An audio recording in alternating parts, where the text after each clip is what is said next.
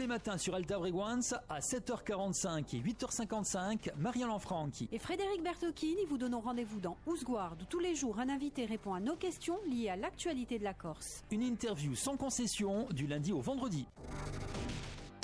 Bonjour et bienvenue, bonjour à vous toutes et à vous tous. Une nouvelle semaine et un nouvel invité, c'est Éric Bouillard qui est à notre micro. Bonjour. Le procureur de la République d'Ajaccio, on va aborder en votre compagnie, si vous le souhaitez, différents thèmes durant cette semaine. Et on va commencer par la violence faite aux femmes et à la famille en général. On verra que cette violence est une violence intrafamiliale. Il y a eu beaucoup de féminicides au niveau national, beaucoup trop. Et en Corse aussi, on n'est pas épargné.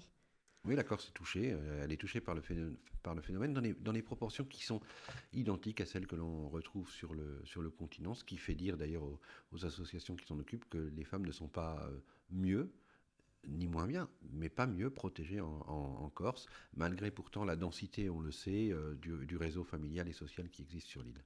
Alors il s'est passé des choses terribles, on peut penser à Julie Douib notamment, il y a eu Savannah également avant elle, et puis d'autres femmes qui ont été victimes de leurs compagnons ou de leurs ex-compagnons, et à chaque fois on a le sentiment en fait que la police, la justice sont arrivées trop tard. Forcément, puisqu'il y a eu ces drames, mais c'est du moins le sentiment des familles. On a signalé, on a alerté, et finalement rien n'a été fait. Oui, on a deux chiffres qui nous sont donnés. Un chiffre national qui nous dit qu'une 40% à peu près des femmes avaient saisi la justice, mais pas toujours la justice pénale. Avant, elles avaient sollicité le divorce, elles avaient demandé l'aide du juge des enfants, mais pas toujours en signalant des violences. Mais c'est aussi sont aussi des procédures qui permettent quelquefois de détecter. Et malheureusement, sur les 8 femmes qui ont été tuées en Corse au cours des 10 dernières années, je crois qu'une seule, Julie Douib, avait fait appel à la justice. Et c'est souvent, encore une fois, la difficulté que l'on rencontre, c'est à la fois d'aller très vite quand les choses nous sont signalées dans une forme, en réalité, qui est souvent banalisée, on le sait, et en même temps aussi de découvrir des choses qu'on ne nous signale pas toujours.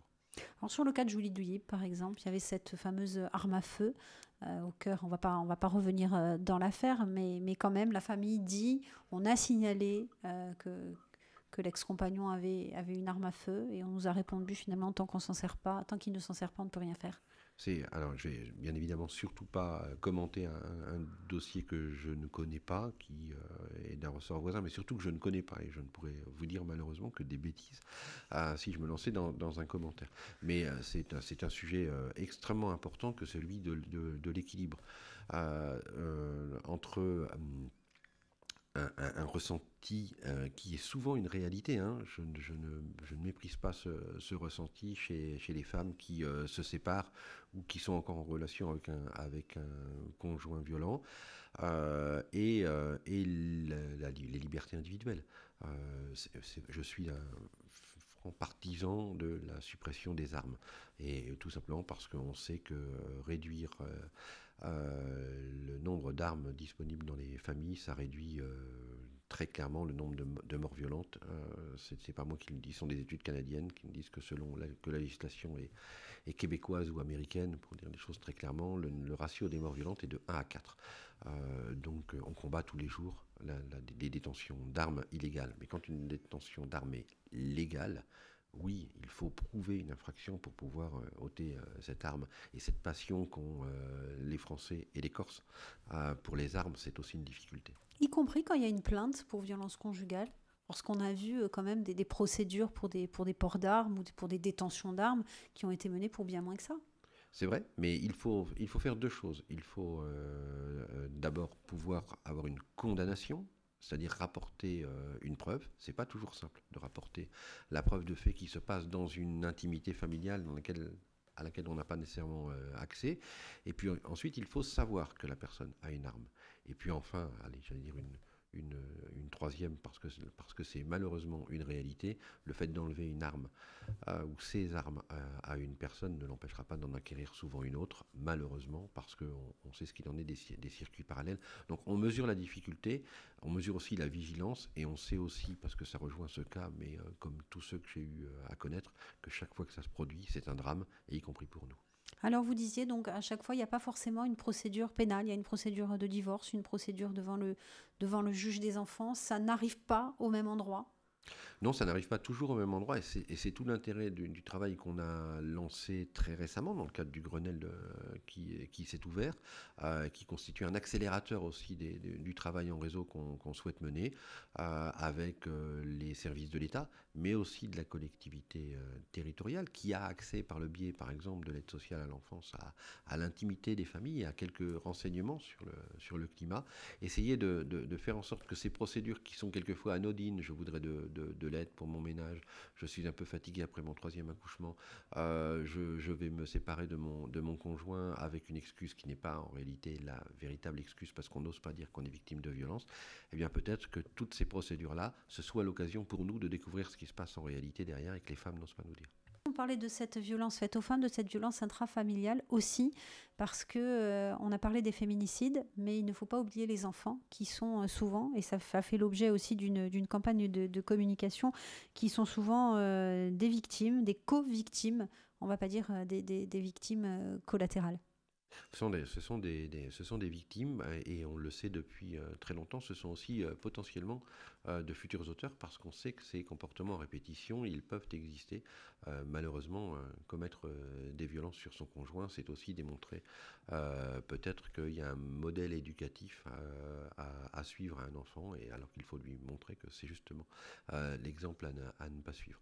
Il y avait déjà eu des campagnes par le passé qui nous rappelaient que le premier témoin des violences conjugales, c'était souvent un enfant de 2 ans.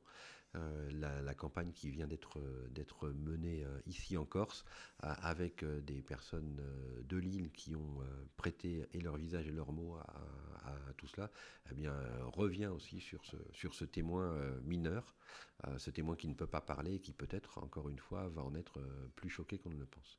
Alors se pose le problème de l'autorité parentale quand un des deux parents, souvent le père, même si ça peut être la mère qui est violente aussi, il y a un dépôt de plainte, il n'y a pas forcément un jugement, mais il y a au moins un dépôt de plainte pour des faits de violence, que les deux parents gardent l'autorité. On entend souvent l'un des deux parents dire finalement je reste pour les enfants. Alors vous dites c'est pas toujours le cas, mais n'empêche que ce problème de l'autorité parentale, il se pose à un moment donné. C'est vrai. Et c'est vrai que le débat se pose depuis très très longtemps. Est-ce que être un conjoint violent, c'est encore être un bon père? Puisqu'on va prendre cet exemple-là, qui est celui le plus fréquemment rencontré, qui est celui du mari violent. Eh bien c'est un vrai débat. Est-ce qu'il faut priver un conjoint de ses droits parentaux parce qu'il aurait été auteur de violence? C'est aussi le débat. Le choix qu'on fait aujourd'hui, c'est de dire non, mais il faut l'encadrer. Et ça rend les choses extrêmement complexes et ça nécessite aussi qu'on aille au cas par cas essayer de traiter les choses. Par exemple, partager l'autorité parentale après des violences et tout en sachant que l'un des conjoints peut craindre le comportement violent de l'autre, ça veut dire encadrer le moment où l'enfant va être remis à l'un par l'autre. On peut trouver quelquefois l'aide de la famille, on peut trouver quelquefois l'aide des associations, et il y a sans doute du mieux à faire de ce côté-là. Le Grenelle sur ces violences faites aux femmes et sur ces violences intrafamiliales, on a vu, il y a eu même, pas plus tard que la semaine dernière, les députés corses qui sont montés au créneau pour dire oui, on veut aller dans le sens qui est proposé par le gouvernement avec ce fameux bracelet, ce bracelet d'éloignement ou anti... pour signaler en fait à la victime que son agresseur présumé pourrait s'approcher d'elle ou de lui. Oui. C'est un dispositif qui fonctionne en Espagne, qui est un peu plus coûteux, qu'on va appeler un bracelet d'exclusion. Le téléphone grave danger permet très très vite l'intervention des forces de l'ordre, dès lors que la personne qui craint pour sa sécurité active ce téléphone grave danger. Le bracelet d'exclusion ne nécessite pas de démarche physique, c'est en cela que c'est un dispositif qui est bien meilleur. Et va permettre tout simplement d'abord d'envoyer un premier message à l'auteur: attention, vous entrez dans une zone d'exclusion, avant, si la personne continue de poursuivre dans cette zone, de faire intervenir les forces de l'ordre. Donc si ce dispositif peut exister, ce sera avec plaisir qu'on le mettra en vigueur. Mais c'est une question de moyens, c'est une question d'argent. C'est souvent une question de moyens et puis aussi c'est une question de réglementation. On a parlé tout à l'heure de cet équilibre entre les libertés individuelles d'aller et venir et la protection des personnes. Cet équilibre-là, il faut que le législateur passe. C'est un sujet politique, mais qui peut nous apporter un outil supplémentaire.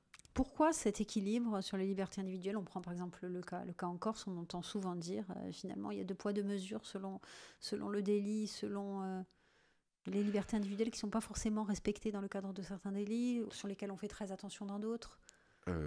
Oui, mais c'est vrai qu'on essaie de ne pas comparer des choses qui ne sont pas nécessairement toujours comparables, mais je crois que c'est important de rappeler que chaque fois qu'on va nécessairement contraindre une personne, ce sera une restriction de ses libertés individuelles. Et cette restriction, elle va se faire au nom d'une valeur qui, selon ce que l'on pense, va être jugée plus ou moins importante et quelquefois, je vous l'accorde, jugée illégitime. Mais notre guide, c'est le législateur, c'est pas chacun.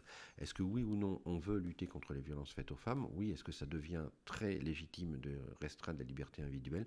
Oui, s'il le faut. Alors justement, pour terminer aussi sur la formation des personnels, alors peut-être des personnels de justice aussi, mais surtout du premier contact qu'ont ces femmes victimes de violences dans les commissariats. Est-ce qu'aujourd'hui, par exemple en Corse, on est suffisamment formé? On n'est jamais assez. Donc aujourd'hui, on le sait, au commissariat de police d'Ajaccio, améliorer l'accueil des victimes par des personnels à former. C'est compliqué de former des personnels à ce genre de choses, et notamment en Corse où ça nécessite d'envoyer des gens pendant pas mal de temps dans d'autres sites ou sur le continent pour pouvoir se former. Les référents gendarmerie en matière de violences faites aux femmes se développent très fortement aussi. On y arrivera à mettre en place ce dispositif, mais il y a une amélioration à apporter au dispositif, c'est clair. Dérive mafieuse, système pré-mafieux, système mafieux, déjà, selon vous, quelle meilleure définition s'appliquerait à la Corse? On en parle depuis quelques années, puisque Manuel Valls avait évoqué le terme lors de sa venue à l'automne 2012 en Corse, et au moment où l'île connaissait des crimes de sang qui l'ont particulièrement et à juste titre marqué. La dérive mafieuse, c'est le lien qui peut être fait entre les voyous de toutes sortes et le monde économique ou le monde politique de l'île. On peut parler d'atteinte à la probité puisque ça correspondra à une notion qui existe déjà dans notre droit pénal. Donc aujourd'hui, d'aucuns dénoncent cette dérive mafieuse, ce système pré-mafieux, ce système mafieux. On a vu des collectifs voir le jour, le collectif Maxime Souzignac-Argès, un collectif beaucoup plus large, le collectif de Corinne Front. Pour vous, et beaucoup de personnes dans ce collectif disent finalement on est obligé de monter au créneau parce que la justice ne fait rien, parce qu'il y a des tas d'affaires qui ne sont pas résolues, parce que...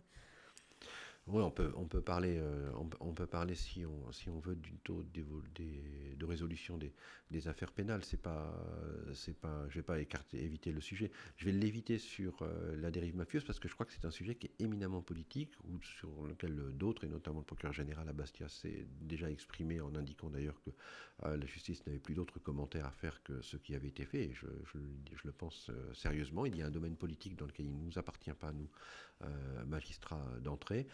Mais parlons bien évidemment de cette mobilisation citoyenne que je vois plutôt d'un bon œil parce que nous ne résolvons pas des affaires pénales sans nous appuyer sur la société civile et sur les citoyens parce que chacun a vu quelque chose. Je regrette simplement, par exemple, dans le cadre de l'assassinat de Maxime Souzini, que l'appel à témoins que nous avons lancé n'ait pas été suivi des faits, tout simplement. Donc le taux d'élucidation ? Le taux d'élucidation n'est pas nécessairement plus mauvais en Corse qu'ici. Je veux juste faire un petit... en Corse, pardon, que sur l'ensemble du continent, et pour avoir évoqué cette question-là avec mes collègues de Marseille il y a quelques jours, je peux vous assurer même qu'il est meilleur. Mais c'est pas ce type de comparaison qui doit nécessairement nous rassurer. Regardons au-delà des chiffres et des taux ce qui s'est passé il y a à peu près un an. La gendarmerie interpellé les auteurs de multiples agressions dans le Valinco, à Bonifacio, à Porto Vecchio, et la population qui s'était fortement mobilisée avait salué la réussite de la gendarmerie. À la fin de l'année, à l'occasion d'un braquage et d'une séquestration d'un établissement du bord de mer d'Ajaccio, la part des Anges, pour ne pas la nommer, la police judiciaire a interpellé les auteurs, alors même qu'aucune plainte n'avait été déposée et qu'aucun témoignage ne nous avait été spontanément abordé. Voilà des exemples de résolution d'affaires récentes qui démontrent que finalement, il y a du travail qui peut se faire. Simplement, il faut le rappeler, ce travail il serait bien meilleur si la population traduisait en termes judiciaires ce mépris qu'elle peut avoir pour la violence et qu'elle a affiché. Donc je suis très très content qu'il y ait très clairement des groupes qui viennent nous dire nous ne voulons plus de cela, simplement allons jusqu'au bout, transformons l'essai et accepter de le dire à ceux qui peuvent y mettre fin, c'est-à-dire les services de police et de gendarmerie. Est-ce que justement, on ne demande pas à la population de faire le travail d'auxiliaire de justice, d'auxiliaire de police en fait? On ne demande jamais à la population de faire le travail, ça serait dangereux d'ailleurs, de faire le travail d'auxiliaire. Simplement, on a tous vu, su quelque chose. Il n'y a pas une affaire judiciaire qui ait nulle part été résolue sans l'appui de la population. Ça n'existe pas. Tout simplement parce qu'on a tous vu quelque chose. On a tous su quelque chose. On a évoqué à d'autres moments les violences faites aux femmes, par exemple. C'est un exemple qui nous sort de cela, mais qui nous y ramène en réalité au même procédé. Dénoncer les violences faites aux femmes, oui, mais combien de personnes ont vu, ont assisté, ont su et n'ont rien fait? Merci Eric Bouillard. On vous retrouve avant le journal de 9h. À tout à l'heure. Retrouvez notre invité tout à l'heure à 8h55 pour la seconde partie de notre émission Osguardo.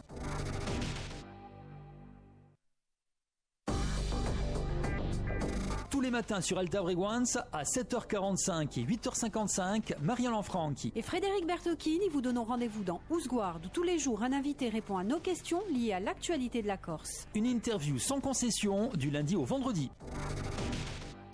Bonjour et bienvenue, bonjour à notre invité Eric Bouillard. Bonjour. Bonjour, procureur de la République d'Ajaccio. On parlait de cette dérive mafieuse, de ce phénomène de mafioisation de la société corse que d'aucuns dénoncent aujourd'hui. On parlait de ces taux de résolution. Vous disiez finalement, on n'est pas plus mauvais qu'ailleurs, on n'est pas plus mauvais qu'à Marseille, mais est-ce qu'on peut se contenter de ça ? Et on ne peut pas s'en contenter. Et il faut encore y améliorer et y travailler et permettre encore une fois de répondre. Je crois que tout acte, et encore plus un acte criminel et un assassinat, c'est une atteinte à la société, mais vous avez aussi derrière des familles qui ont besoin de réponses. Et donc, de toute façon, dans ces cas comme dans les autres, on doit apporter des réponses à la société. Et c'est notre rôle de magistrat et c'est notre rôle d'enquêteur. Est-ce que les enquêteurs, justement, se sont pas concentrés à un moment donné sur d'autres délits ? On a dit ça, par exemple, pour le trafic de drogue. Finalement, il n'y avait pas spécialement d'équipe de policiers ou de gendarmes qui se focalisaient sur le trafic de drogue. Ils étaient peut-être sur de la violence politique et ils n'allaient pas sur ces terrains-là. Et est-ce que c'est pas ça qui finalement a permis à cette lutte-là de s'amplifier ? Alors ça, c'est une critique que j'ai entendue et qui correspond à une réalité, c'est-à-dire qu'à un moment où on a eu ici une violence politique plus forte sur l'île, et on a eu une mobilisation plus forte des services d'enquête. Aujourd'hui, il faut que nos concitoyens en soient persuadés, les moyens sont véritablement orientés sur la lutte contre les trafics de stupéfiants, sur la lutte contre les associations de malfaiteurs en vue de commettre des crimes, et que tous ces signaux faibles dans l'étude des clans délinquants que l'on connaît quelquefois sont utilisés. Essayer d'améliorer l'efficacité, ça passe aussi par une réorientation des services et elle a été faite depuis quelques années dans l'île. Alors, forcément, cette dérive pré-mafieuse, elle a un volet économique, donc un volet financier, avec les outils aujourd'hui informatiques, avec les outils. Est-ce que les services enquêteurs n'ont pas les moyens, finalement, de faire tomber le château de cartes ? On y travaille. On y a travaillé dans un dossier récent à Ajaccio pour s'attaquer à l'absence de justification de revenus de personnes que l'on rapprochait d'un groupe délinquant connu. Ce sont des enquêtes qui sont lourdes, difficiles.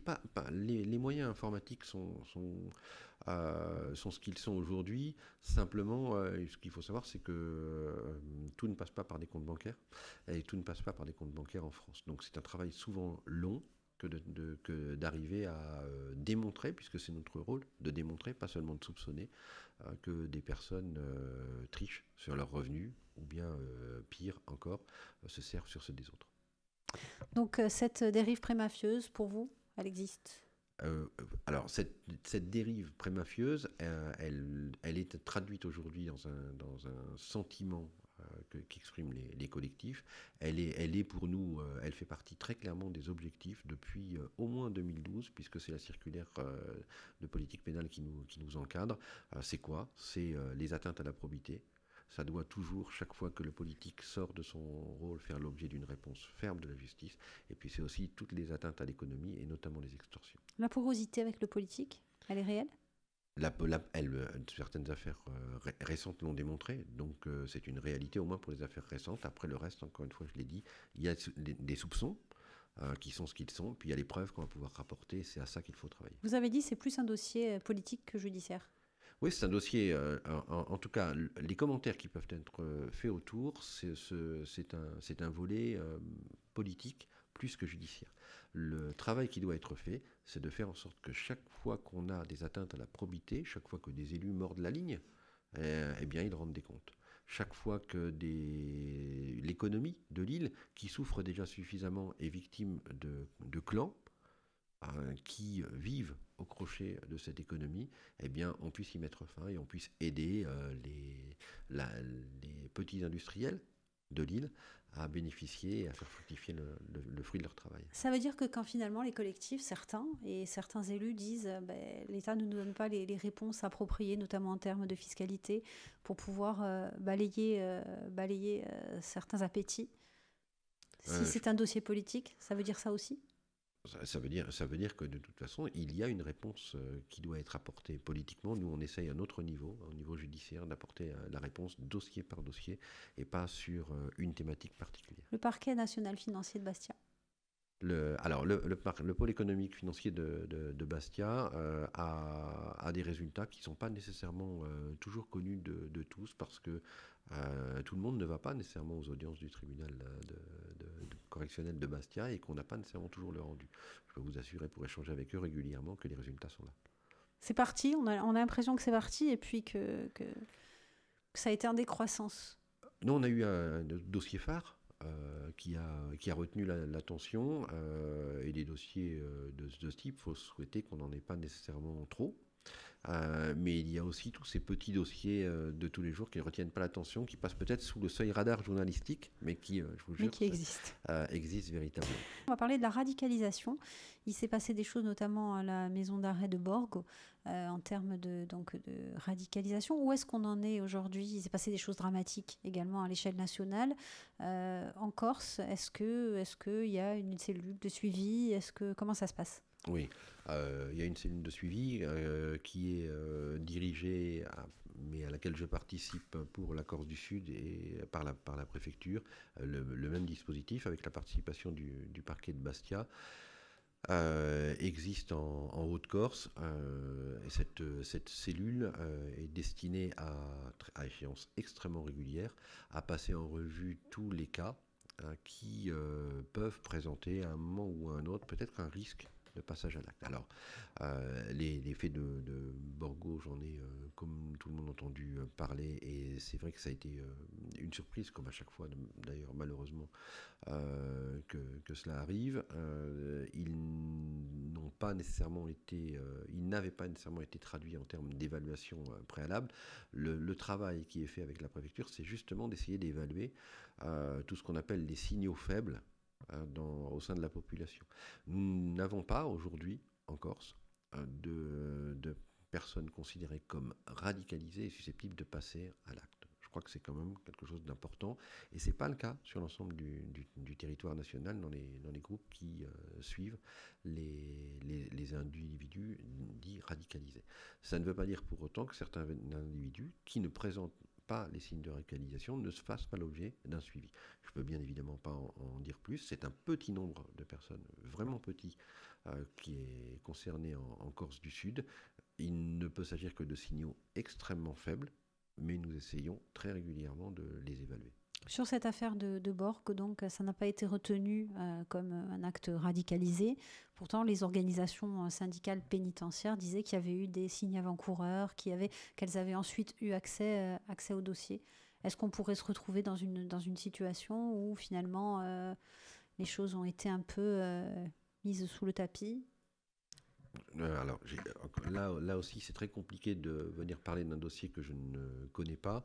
Je peux vous dire simplement que si des choses existent, elles n'ont pas été mises sous le tapis. Ça, c'est une réalité. La réalité du risque terroriste, et c'est le but de ces groupes d'évaluation en commun, c'est de la regarder en face et de ne pas l'ignorer. Et surtout pas essayer de se trouver des justifications après que ce soit passé sur les motifs pour lesquels on serait passé à côté. Et donc, non, si les signaux n'ont pas été retenus, c'est qu'ils n'existent pas. Des groupes d'évaluation, comment ça marche ? Comment ça marche ? Tous ceux qui, de près ou de loin, sont susceptibles d'entrer en contact avec des personnes ou de pouvoir nous signaler des choses, ça parle du milieu ouvert,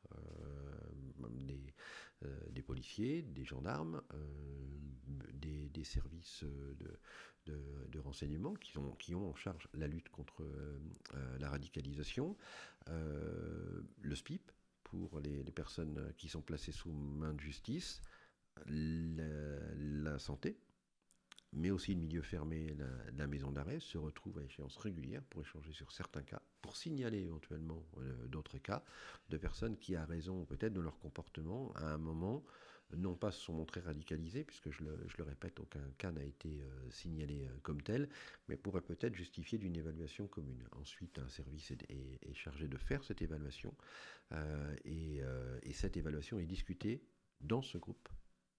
Merci beaucoup. Éric Bouillard, à tout à l'heure. Au revoir.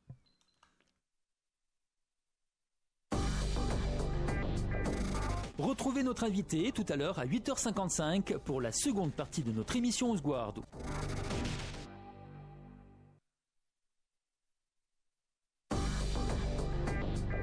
Tous les matins sur Alta Breguans à 7h45 et 8h55, Marianne Lanfranchi et Frédéric Bertocchini vous donnons rendez-vous dans Ousguardo. Tous les jours, un invité répond à nos questions liées à l'actualité de la Corse. Une interview sans concession du lundi au vendredi. Bonjour et bienvenue. Nous retrouvons notre invité Éric Bouillard. Bonjour. Bonjour. Procureur de la République d'Ajaccio. On parle de cette radicalisation. Des suivis, des évaluations sont menées chaque jour en Corse et en Corse du Sud particulièrement, puisque vous vous occupez particulièrement donc de la Corse du Sud. Oui, chaque individu qui présente, à notre sens, des signes toujours faible pour l'instant dans ce département, mais peut-être d'intérêt pour les services qui sont chargés de lutter contre la radicalisation, vont être confiés ici un service de renseignement, ici un service de police, un service de gendarmerie qui sera chargé quelquefois sans le dire à la personne, quelquefois en l'approchant, quelquefois en se renseignant dans son environnement professionnel, familial, scolaire, de vérifier si oui ou non les critères que l'on connaît malheureusement bien maintenant de la radicalisation sont réunis. Et jusqu'à ce jour, aucun ne l'a été. Ce qui s'est passé à la préfecture de police de Paris, comment ça peut arriver ? Ça peut arriver parce qu'il n'y a pas de possibilité pour nous d'affirmer que ça n'arrivera jamais. Simplement, notre travail doit être celui d'interpréter tous les signaux faibles. Et c'est une vraie difficulté que de se mettre dans la tête d'une personne. Alors, quand le comportement se traduit en actes, on arrive toujours peut-être à les interpréter, et c'est tout le travail de ces groupes, c'est de prendre un acte et de se dire, est-ce que oui ou non, ça ne voudrait pas dire que, et de travailler derrière. Pourquoi est-ce que ça s'est passé à Paris ? Je pense que c'est aussi parce que l'information n'a pas été donnée, sinon je peux vous assurer que dans le dispositif actuel, elle aurait été traitée. Il y a des remontées d'informations. Vous disiez, finalement, on fait des enquêtes, mais est-ce qu'il y a des remontées d'informations de milieux ouverts, par exemple, pas forcément de la maison d'arrêt, mais de milieux ouverts? Oui, on a des remontées d'informations de divers milieux qui vont passer par d'abord les services de renseignement, c'est leur métier que de le faire, mais aussi par des tiers qui peuvent quelquefois nous apporter le renseignement et peut-être nous apporter un certain intérêt. Ici, on va avoir une nouvelle famille qui s'est installée, ça arrive quelquefois, et dont l'attitude laisse à penser que peut-être, et des voisins vont s'émouvoir et le renseignement va être traité. Voilà. Qu'est-ce qu'on fait dans ces cas-là? On se contente de surveiller? Non, pas nécessairement. On a un dispositif qui va s'adapter à la personne. Voilà, la surveillance, au sens large, va être plus ou moins dense en fonction justement de la gravité du signal qui est reçu. L'intervention sur le bateau de la Corsica Linea récemment, c'était dans ce droit fil? On intervient sans retard sur ces thématiques et ensuite on peut analyser les choses pour savoir si oui ou non on se trouvait dans ce cas-là. Mais dans un premier temps, on intervient. C'est toujours le premier point. Et puis ensuite, on analyse. On intervient d'abord, on réfléchit après? Non, on met fin d'abord au danger et ensuite on analyse pour savoir si oui ou non ça mérite un suivi plus long. On va parler du harcèlement scolaire aujourd'hui. C'est une thématique qui est remontée aussi de manière un petit peu dramatique ces dernières semaines avec cette affaire au collège de Bonifacio notamment. Oui, nous avons aujourd'hui 2 dossiers en cours. Donc, bien évidemment, je ne vous donnerai pas les détails. Un qui concerne un établissement de Bonifacio et un autre qui concerne un établissement de Sartène. 2 dossiers qui ont eu, pour celui de Bonifacio, on va dire, ça s'est pas arrêté à temps, mais voilà, celui de Sartène, ça a été un peu plus... Oui, encore qu'il soit difficile de faire des commentaires et d'arrêter des décisions sur des dossiers qui sont en cours, mais en tout cas des dossiers dans lesquels le harcèlement fait très très largement partie du spectre sur lequel nous enquêtons. Comment est-ce qu'on travaille justement sur ces dossiers qui sont quand même très sensibles ? C'est à la fois très sensible et extrêmement difficile. Très sensible parce qu'on en connaît les conséquences pour les victimes et elles sont souvent dramatiques. Ensuite, on parle de harcèlement scolaire, c'est-à-dire de faits qui se produisent à un moment où la victime, mais aussi les auteurs, je fais très très attention parce que ce sont des faits qui se répètent et donc j'aime pas trop quand les auteurs répètent les faits. Ces personnes-là sont en plein développement. Et sur le plan éducatif, il est extrêmement important aussi de rappeler la règle, que c'est souvent, c'est toujours subi bien évidemment, c'est souvent aussi dans le secret et c'est souvent sans que la victime ne trouve les ressorts pour venir nous le dire. Donc ça rend les choses extrêmement sensibles et il est aussi extrêmement difficile de travailler sur ces harcèlements. D'abord parce que il est assez rare qu'ils ne prennent une forme qui soit extrêmement visible, type de violence grave, mais parce que justement ils se répètent et qu'ils sont difficiles à interpréter en tant que tels. Vous pouvez par exemple harceler une personne sans jamais lui parler. Mais tout simplement en la mettant à l'écart d'un groupe, et ça peut être invivable pour les victimes sans pour autant que vous ayez commis un acte positif. Et ça, est-ce que c'est punissable ? Non, il faut des actes, d'abord. Il faut des actes répétés. Et il faut des actes qui entraînent des conséquences pour la personne. Ça, c'est la définition du harcèlement tel qu'il est. Et harcèlement scolaire, il faut que les faits se passent dans une école. Entraîne des conséquences, ça veut dire quoi, par exemple ? Eh bien, des conséquences. Quelqu'un qui est mis à l'écart, un enfant qui serait mis à l'écart, qui ferait une tentative de suicide, est-ce que c'est une conséquence, même s'il n'y a pas eu de coup, même s'il n'y a pas eu d'insulte ? Oui, mais c'est un très bon exemple et vous comprendrez bien vite la difficulté pour nous sur le plan pénal à établir ce type de fait. Il faudra d'abord établir que ces faits-là, ou en tout cas le comportement des intéressés, ne sont pas simplement des actes négatifs, c'est pas simplement une abstention, mais c'est aussi un plan pour essayer de mettre cette personne en difficulté, c'est-à-dire un acte volontaire. En réalité, c'est une abstention, mais volontaire pour entraîner cela. Et il faut ensuite que les conséquences pour la victime, vous avez parlé d'une tentative de suicide, c'est pas un cas d'école, si on peut parler comme cela, eh bien, que cette tentative de suicide a un lien avec ce comportement. Donc on se rend bien compte de la difficulté à prouver tous ces critères Ce qui explique qu'on se tourne, quand on ne peut pas, vers d'autres solutions, des solutions éducatives, l'éloignement de l'auteur et de la victime, l'intervention à l'école des référents de lutte contre le harcèlement pour essayer de faire en sorte que ça ne se reproduise pas. Mais il n'est pas toujours simple de traduire ça en termes judiciaires. Comment se passe le travail justement avec les équipes éducatives ? Alors, de mieux en mieux, parce que c'est un phénomène qui est de mieux en mieux connu, d'une part, et parce que là aussi, je pense qu'on accepte tous ensemble de le regarder en face. C'est peut-être pour ça qu'il y a des dossiers aujourd'hui, parce que les familles nous le disent, et aussi parce qu'on accepte de le regarder. Comment ça se passe ? Il y a deux volets. Il y a un volet purement scolaire et purement administratif. Il appartient à l'école de protéger les élèves qu'elle accueille, et la rectrice et ses services travaillent à faire en sorte que l'école soit un lieu de sécurité pour tout le monde. Et en lien avec ce travail qui est fait, eh bien la justice peut aussi quelquefois essayer de travailler. C'est ce qui s'est passé à Sartène, pour essayer de faire la lumière sur quelques comportements qui ont pu avoir au sein de l'établissement. Sartène, le dossier avance ? Le dossier a fait l'objet d'une ouverture d'information, il avance, il a avancé difficilement, mais nous avons reçu quelques éléments de témoignage qui nous permettent de reconstituer. Il pourrait y avoir des mises en cause ? Oui, il y en aura sans doute. Le harcèlement sexuel aussi, aujourd'hui, alors on a beaucoup entendu parler, y compris à l'échelle mondiale, mais vous tenez, on a vu lors de cette campagne de sensibilisation sur la violence faite aux femmes, il y a cet aspect-là qui est mis en avant aussi. Il faut aujourd'hui parler, libérer la parole. C'est un terme qu'on entend beaucoup aujourd'hui dans plein de domaines. Libérer la parole.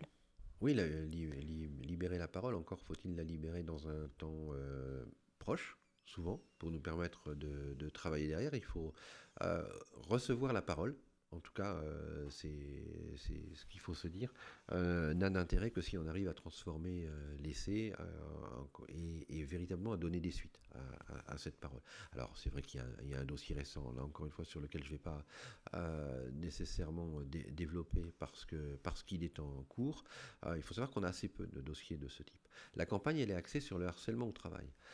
Le harcèlement au travail, c'est quelque chose qu'on essaie d'approcher. C'est une dimension qu'on essaie d'approcher par le biais de nos relations avec la direction du travail et de l'emploi, et de certaines associations. Et aujourd'hui, tout le monde n'est pas prêt à parler de ce genre de choses, là aussi, parce que c'est une difficulté pour les gens d'en parler. C'est pas parce que ce sont des adultes qui sont plus souvent concernés que c'est plus facile qu'en milieu scolaire, loin de là. C'est pas plus simple de parler quand on est au travail du harcèlement de son collègue, du harcèlement de son employeur. Voilà. On a un dossier qui a été jugé dans le tribunal correctionnel au cours des dernières années. Sinon, c'est numériquement très faible. Pourquoi ? Parce qu'il n'y a pas de plainte, parce que c'est très difficile à prouver, parce que... Oui, le dossier qui a été jugé ici, d'ailleurs, a fait l'objet d'un appel, et l'affaire n'est pas définitive malgré la condamnation en première instance. Oui, c'est quelque chose de difficile à prouver. Il y a dans ce type de domaine très souvent peu de preuves véritables. Il n'y a souvent que des preuves indirectes, et on imagine toutes les discussions qu'il peut y avoir autour. On est dans l'interprétation ? On est souvent dans l'interprétation du comportement de la victime. On parle en matière de harcèlement avant tout d'un ressenti. C'est aussi tout ce qui a été pris en compte dans la réglementation, de partir du principe qu'on rapporte rarement de preuves. La preuve, c'est souvent les conséquences que ces faits-là ont pu amener sur le psychisme ou la santé de la victime. Donc c'est une dimension qui est prise en considération. Il n'empêche qu'il faut l'étayer par des témoignages de collègues de bureau, par exemple, qui oseraient parler. De ce côté-là, tout le monde n'ose pas parler. De membres de la famille. Voilà, tous ceux dont on a besoin quelquefois pour asseoir nos convictions. Vous disiez il faut faire vite. Pourquoi il faut faire vite ? Oui, il faut faire vite parce que le temps joue rarement pour nous dans ce type de fait. La première personne qui va être jugée, c'est la victime. Et on le sait tous. Pourquoi, alors qu'elle a été harcelée, est-elle restée dans ce travail ? Pourquoi est-elle sortie de la pièce avec un sourire, alors qu'elle dit pourtant y avoir été agressée. Voilà autant de jugements qui sont à l'emporte-pièce, qui sont beaucoup plus faciles à C'est des rendre questions que sur vous une victime. posez aussi. Oui, c'est des questions qui sont posées librement à la victime, mais il faut, avec un petit peu d'expérience, et je crois maintenant en avoir un petit peu, je peux vous assurer que c'est pas simple pour une victime de trouver le bon comportement tout en sachant qu'elle sera jugée. Déjà, poser la question, est-ce que c'est pas avoir un a priori sur la réponse? Non, c'est anticiper le jugement que les autres porteront, quelquefois. Parce qu'il est préférable aussi que la victime nous explique pourquoi. Et quand une victime, on lui a posé la question et qu'elle nous dit, mais tout simplement parce que dehors, vous savez, dehors, il y avait mon mari, et je ne pouvais pas faire autrement que d'aborder le visage que j'ai abordé, c'est déjà anticiper la critique qui sera nécessairement faite par la société à l'égard de cette victime qui, pourtant, n'a déjà que trop subi. Alors, est-ce qu'entre eux, il y a 10 ans, où on ne parlait pas du tout et où les victimes étaient presque considérées comme des coupables, et aujourd'hui, où il y a balance ton porc, est-ce que justement on n'arrive pas à... On n'est pas passé d'une extrême à l'autre, au détriment même des vraies victimes?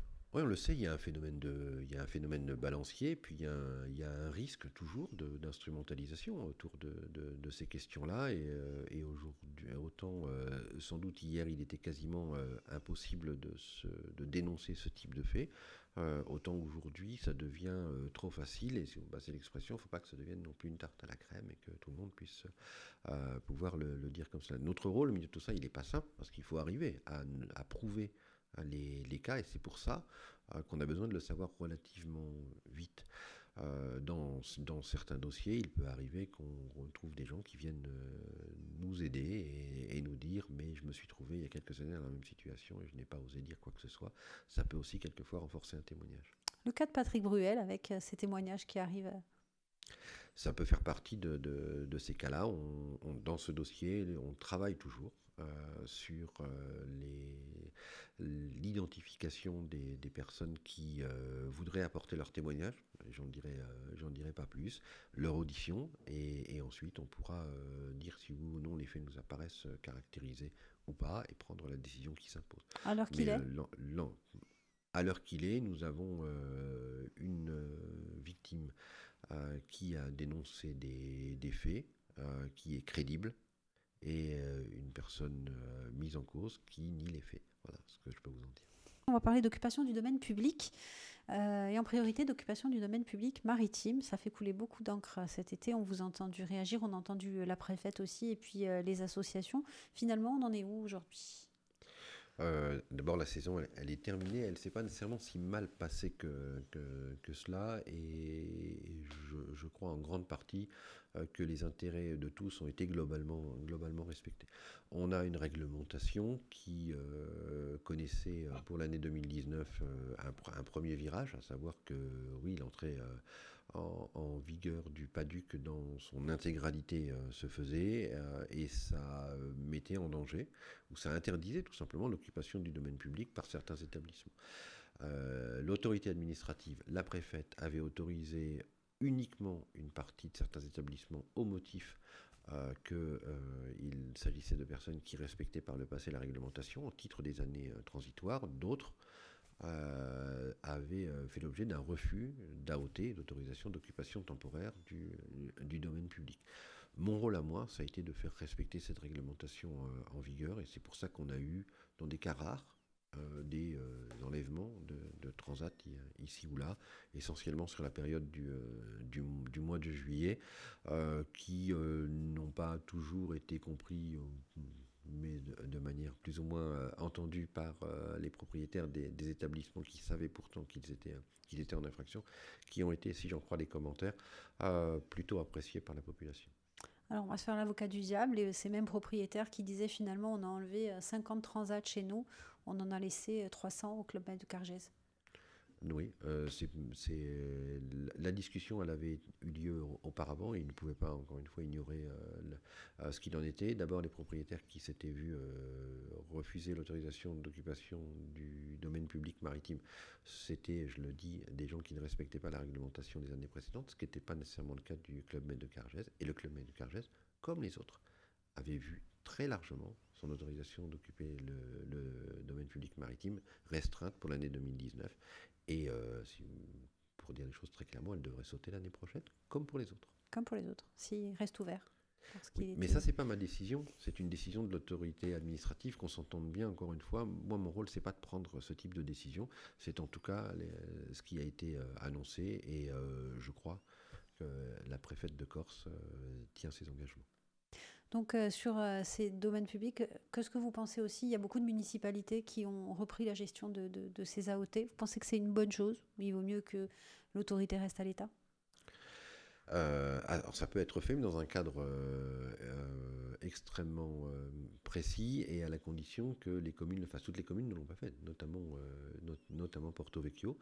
Ce système des concessions doit être réfléchi très très en amont, et la majorité des élus n'avaient pas réfléchi à ce dispositif, malgré les appels qui leur avaient été faits. Attention, le PADUC va entrer en vigueur dans toute sa dureté, et ça risque, si vous n'anticipez pas les choses, d'avoir des conséquences. Aujourd'hui, certaines communes se lancent. C'est le sens de la réglementation que de permettre aux élus de le faire. Ce sera à nous de veiller que aucun d'entre eux ne subisse des pressions, parce qu'on sait aussi que ça peut être une tentation par moment. On revient au sujet de début de semaine. On revient à un sujet qui, concerne la Corse, mais pas seulement la Corse. Les élus ont des pouvoirs, ils peuvent les prendre, et ils doivent les prendre, mais c'est à nous de faire en sorte qu'ils puissent prendre toutes leurs décisions en toute tranquillité, en toute sérénité. Il y a eu récemment un débat justement sur la sécurité des élus. Oui. J'ai participé à cette réunion où les élus ont pu dire que ici ou là, ils pouvaient ne pas se sentir tranquilles. Le travail se fait d'abord au quotidien, disons les choses clairement. Des élus sont en contact avec moi, avec les services de police ou de gendarmerie très souvent. Mais on doit peut-être avoir une proximité plus grande et pouvoir encore plus. Et c'est le sens aussi qu'a voulu donner le général Mouchet, qui vient de prendre la direction de la région de gendarmerie de Corse, à son mandat. Et il a expliqué que c'était la proximité. Et je crois que ce travail-là se fera aussi au profit des maires. Il y a des élus qui ont peur aujourd'hui. Si vous entendez les élus, ils vous disent tous qu'ils n'ont pas peur. Et c'est à nous de faire en sorte d'être présents. Dans ce domaine comme dans d'autres, les victimes ne nous disent pas tout et ne jouent pas nécessairement toujours dans notre camp, parce que la peur peut exister. Donc c'est à nous d'être présents, et c'est à nous de faire en sorte que le renseignement nous arrive très vite. On a parlé dans la première partie de cette émission du PADUC. Vous avez dit le PADUC entre dans sa phase dure, dans sa phase difficile. Alors comment expliquer que d'un côté, effectivement, on fasse respecter les occupations du domaine public maritime en se référant à ce PADUC, et que de l'autre côté, il y ait des constructions qui naissent avec l'aval de l'État, malgré les oppositions menées par le PADUC sur certains territoires? La vraie question, c'est est-ce que oui ou non la réglementation elle est respectée. Je ne sais pas à quel dossier précisément vous faites référence. Ce que je peux vous dire, c'est que chaque fois qu'une construction illicite nous est signalée, et elle nous est signalée par les associations, souvent. J'ai fait le point ce matin avec une association qui est bien connue, pour ne pas la citer, l'association ou les ventes, qui, je crois, m'a signalé 3 dossiers cette année. Je crois que j'ai dû faire une 50aine de poursuites. Donc, vous voyez que ce n'est pas nécessairement toujours les associations qui le font. C'est souvent, très très souvent, les services de l'État, et notamment la DDTM, qui exercent des contrôles. Mais c'est vrai, là aussi, qu'en unité de bruit médiatique, je n'ai pas nécessairement l'impact qu'ont certaines associations. On n'a pas d'opposition de ce côté-là. Si la DDTM me signale 50 constructions illicites et que l'association ou les ventes m'en signale 3, ben ça fera 53, et chaque fois qu'un cas nous est signalé, il est traité. Et il est traité avec autant que faire se peut, même s'il y a toujours un commentaire sur chaque décision de justice, le principe de l'égalité du citoyen devant la justice. Vous allez être particulièrement vigilant. Il y a ces histoires de cartographie de PADUC. Aujourd'hui, vous allez être particulièrement vigilant à ce qui se passe dans l'antre. Oui, bien sûr. Alors, on est vigilant d'abord. J'ai pas de vigilance particulière à exercer, mais il est vrai aussi que on apprécie toujours la commission d'une infraction au regard de la bonne ou de la mauvaise foi de la personne qui est l'auteur de ces faits-là. On a dans un dispositif législatif qui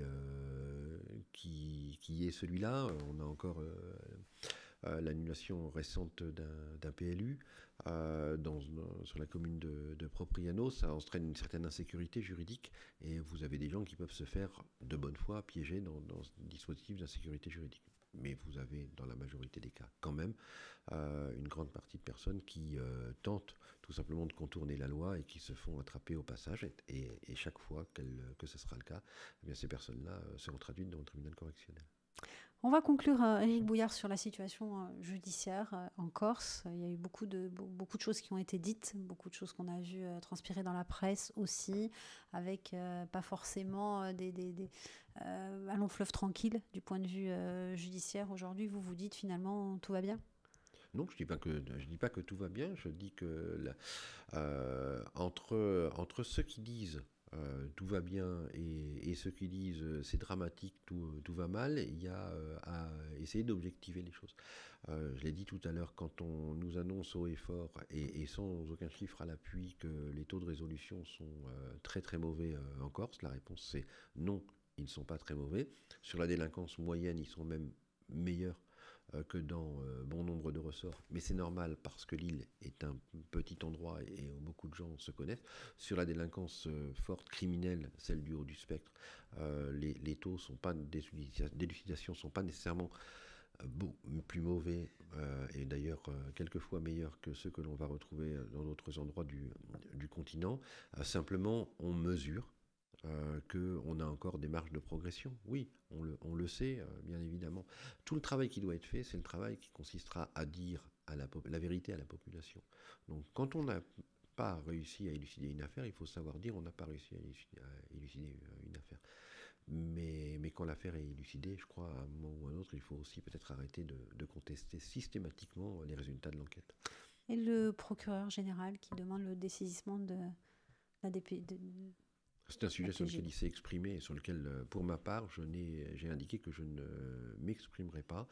Je veux dire simplement que par le passé, on a connu ici des luttes violentes entre les services d'enquête, pas nécessairement toujours d'ailleurs uniquement police, gendarmerie, et qu'on n'est pas dans cette situation-là.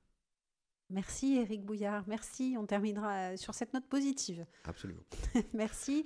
Excellente fin de semaine à tous. On vous rappelle que cette émission, vous la retrouvez en podcast audio et vidéo sur le www.alta-frequenza.corsica. À bientôt. Au revoir.